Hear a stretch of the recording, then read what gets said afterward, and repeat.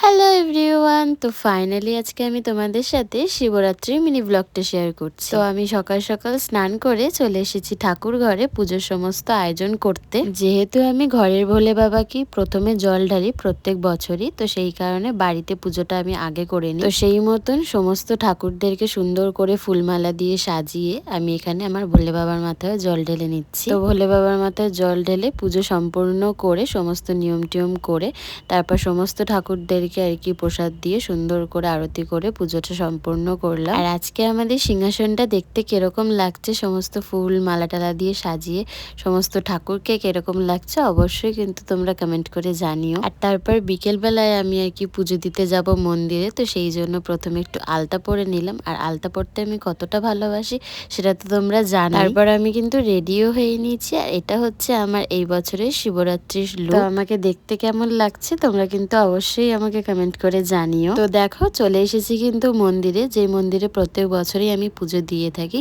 তো এখানে চলে এসেছি আর প্রচুর লাইন ছিল, লাইনে অনেকক্ষণ দাঁড়িয়েছিলাম। আসলে এই মন্দিরটায় বেশ ভালোই ভিড় হয়, কারণ পাড়ার প্রায় সবাই এই মন্দিরে যেহেতু ঢালে জল ঢালে, তো সেই জন্য আর কি এত ভিড় হয়। তো আমার পুজোটাও কমপ্লিট হয়ে গেছে, তোমরা তো দেখতেই পেলে। তারপর চলে এসেছিলাম বাড়ি, আর বাড়িতে আসার পর এই যে মায়ের হাতে সাবু মাখা খেয়ে উপোসটা ভাঙলাম।